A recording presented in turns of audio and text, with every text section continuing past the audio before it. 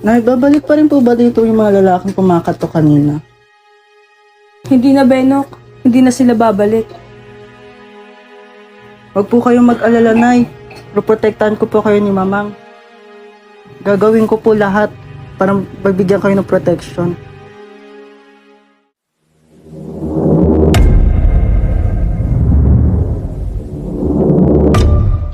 Benok! Tapos ka na ba sa ginagawa mo? Maghahain na kasi ako eh.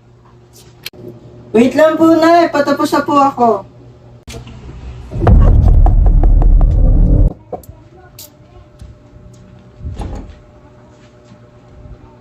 Di na naman matapos-tapos. Dito ka lang, Benok. Magandang araw ho. Dito ho ba nakatira si Alec Lorna? Maniningil na ho kasi kami. Magandang araw ko. Pasensya na ha. Wala pa kami pambayad ngayon. Pwede po bang next week na lang? Anak ng pambihira naman. Last week pa kami nandito eh. Utang kayo ng utang, di kayo marunong magsibayad. Pasensya na po. Sa nito, alam naming andyan kayo. Magbayad kayo ng utang kung ayaw niyong paglamayan. Uy, Benok, bakit ang daming pumupuntang tao sa inyo? Kung makasigaw, akala mo parang wala ng mundo eh. Oo nga, Nok eh. Nasasama pa ng mukha. Wala yun. Sinisigil na kasi kami sa utang eh. Umiyak na nga si nanay. Feeling ko natatakot na rin siya. Magkano ba inutang niya? Di ko nga alam eh. Pero hindi naman siguro manggugulo yun ng ganun kung hindi malaki yung halaga, di ba? Sa bagay. Hayaan mo na yun, Nok. Hindi naman na siguro babalik yun. Omzim! Tara na nga. Bukas na yung bilihan ng fishbowl doon malapit sa may 7-Eleven. Libre niyo ako ah. Wow, kapal ah. Nay, babalik pa rin po ba dito yung mga lalaking doon kumakatok kanina? Hindi na, Benok.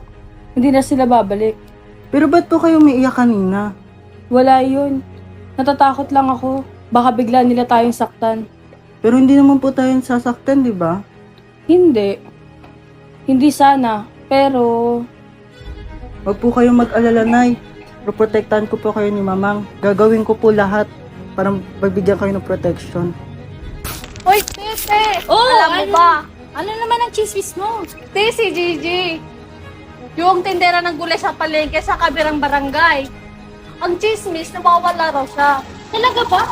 Oo, nawawala raw. Eh, kaya nga, sabi nila, dinampot daw siya ng malalaking nakaitim. Yung malalaking pumupunta sa palengke, no? Eh, ano daw nangyari? Hindi ko nga alam eh, pero ang sabi nila dahil daw yung sa utang.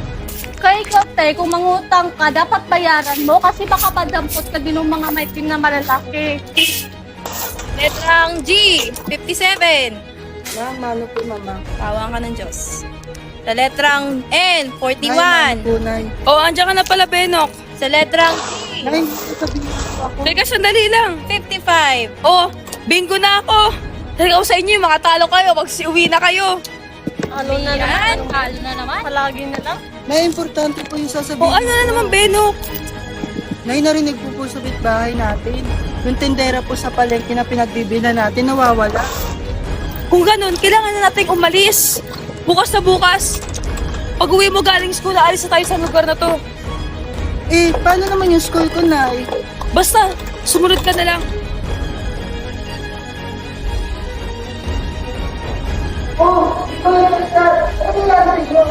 Ba't ba na lang ang problema mo? Sige, ginawa mo na ngayon yung tatay ko at tatay ni Katla. Paano nangyari yun? May kumakatok sa bahay kagabi. Ang lakas ng katok. Pagbukas ni tatay ng pinto, bigla na lang siya naglaho.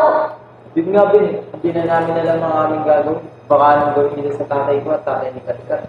Huwag kayong mag-alala. Sumama kayo sa amin ni nanay. Mamayang gabi aalis kami. Mahirap na rin kung mag-i-stay pa kayo sa inyo, baka balikan kayo ng malalaking nakaitim. Nay? Oh, Benok, andyan ka na pala. Tapos ko na ayos yung mga gamit mo. Magbihis ka na. Nay, sinabihan ko na rin po sila may credit card ka sa mama sa atin. Kinuha na rin po sila malalaking nakaitim ng mga tatay po nila. Ano ka ba naman, Benok? Alam mo, maliit lang yung diripatan natin. Paano tayo magtulog yan? Nakatayo? Nay, nagmamakawa po ko sa inyo. Baka balikan po sila ng malalaking nakaitim. Kaya ano pa nga ba? Dalaan nyo na.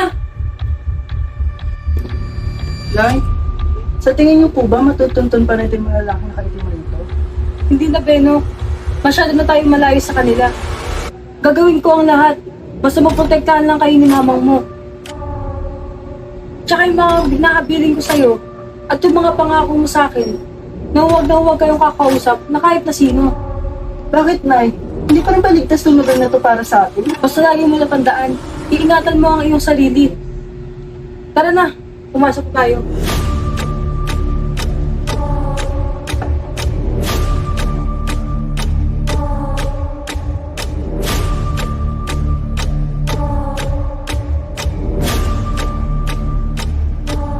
Benok, ba't gising ka pa? Ang hirap makatulog. May nararamdaman akong parang mali. Baka naman namamahay ka lang.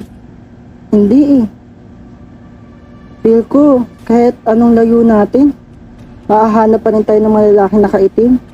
Alam mo, hindi maganda yon. Nakakatakot ka. Tulog ka na nga.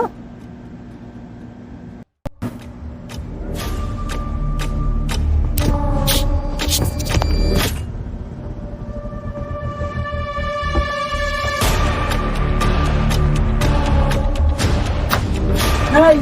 Mamang! Gising po! May paparating na kumakatok po! Kat! Mikoy! Gising! Dalian niyo ang tago ka. Ano ba yun? Oh, kumusta Lorna? Nahirapan ako sa paghanap sa inyo ah. Sa tingin ko naman nakapagbayad ka ng utang, di ba? Ano sundan mo kami rito? Baka pwede natin pag-usapan muna to. Pag-usapan? Sige, game ako dyan. Ano ba yan? Pasensya na talaga. Wala pa kami pangbayad ngayon. Baka pwede mo muna kami bigyan ng palugit. Pangako hindi ka namin tatakbuhan. Luma na yan eh. Gasgas na yung tenga ko dyan eh. Wala na bang iba? Pasensya na talaga. Alam mo, naiintindihan naman kita eh. At napapagod na rin ako mamili sa inyo. Sa tingin mo ba makakapagbayad nyo kahit butil ng bigas? O ganito na lang, mamili ka. Buhay ng nanay mo? O buhay ng anak mo? Teka, sandali lang. Yung nanay ko matanda na siya, maawa ka.